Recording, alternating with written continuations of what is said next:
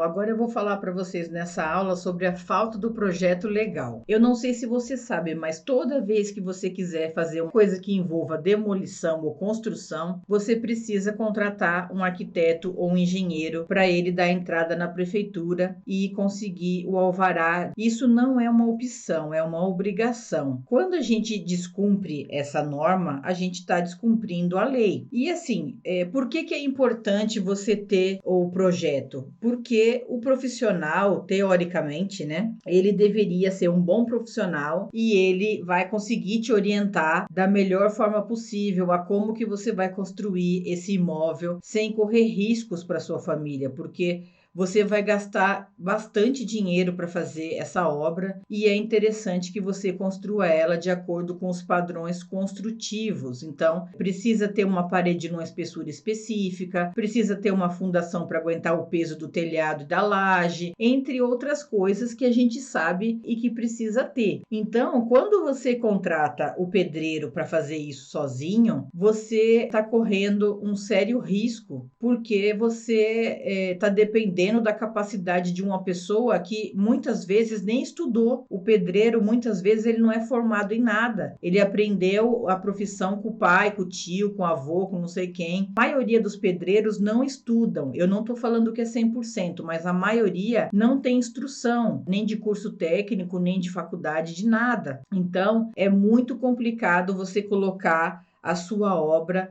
nas mãos de uma pessoa assim, porque a chance de dar ruim é muito grande. É extremamente importante que você contrate um profissional para fazer isso. Quando você começa uma obra sem esse profissional, você está correndo o risco de ter a sua obra embargada, porque a qualquer momento pode aparecer um fiscal da prefeitura na sua obra e aí ele vai pedir o alvará de construção, ele vai primeiro ver na frente da casa que não tem placa, não tem nada de responsável técnico, e aí ele vai entrar e ele vai pedir o alvará de construção. E quando você não tem esse documento, ele vai embargar a sua obra. Quando ele embargar a sua obra, você não pode mais mexer na obra até que você dê entrada na prefeitura e consiga todas as aprovações necessárias para você continuar a obra. E aí, de um jeito ou outro, você vai precisar contratar um desses profissionais para fazer o projeto, dar entrada, isso se você ainda não tomar uma multa. Então, não é interessante que você faça uma obra sem o alvará, que eu não recomendo para ninguém. Você não dorme em paz, você não tem sossego. Qualquer pessoa que para na frente da sua casa, você já fica imaginando que é o fiscal. Então, assim, se você quiser ter paz na sua vida, nunca construa sem o alvará. Segundo uma engenheira que eu sigo no Instagram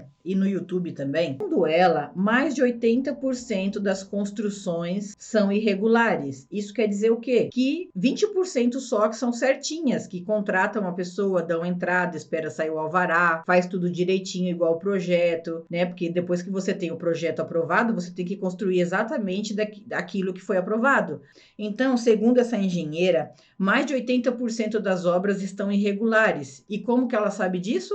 Ela trabalha com regularização de imóveis. Então, não sou eu que estou dizendo, é ela. Então, gente, na prática, as pessoas não contratam arquiteto. Na prática, as pessoas não dão entrada na prefeitura. Elas vão fazendo com o pedreiro e elas vão construindo. Então, elas tentam cortar caminho. Eu não sei se por falta de conhecimento ou se por necessidade, mas elas cortam esse pessoal da obra. E aí elas estão sujeitas também, além da fiscalização, elas também estão sujeitas à má qualidade do serviço prestado. Além disso, tem muita gente que sabe que você, quando está em obra, tem que ter uma placa na frente da sua obra. E aí isso pode chamar também a atenção dos vizinhos. Porque assim, gente, eu vou falar uma coisa séria aqui com vocês. A prefeitura, principalmente aqui em São Paulo, que é uma cidade muito grande, ela não tem agente suficiente para fiscalizar a cidade inteira. Então, dificilmente um fiscal vai bater na sua porta, só se você fosse muito azarado.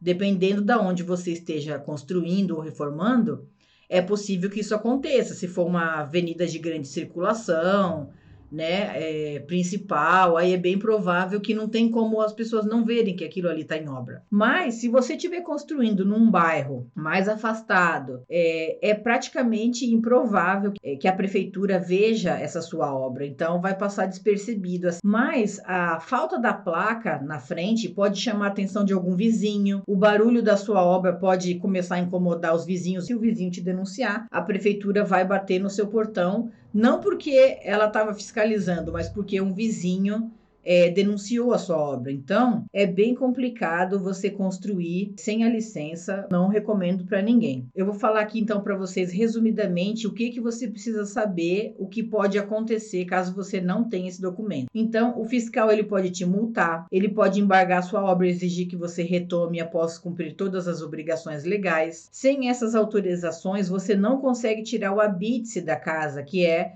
aquele certificado de que a casa foi feita de acordo com os padrões. Sem o habite, você não consegue vender a casa financiada, por exemplo. Sem essas autorizações, também você não consegue averbar na matrícula do imóvel que foi feita uma construção naquele local, que foi construída alguma coisa ali em cima daquele terreno, por exemplo. Então, é importante que vocês façam tudo direitinho para que vocês não tenham problema. Então, eu só estou aqui para orientar vocês do que precisa ser feito, tá bom? Na próxima aula, eu vou falar para vocês sobre a lei de anistia.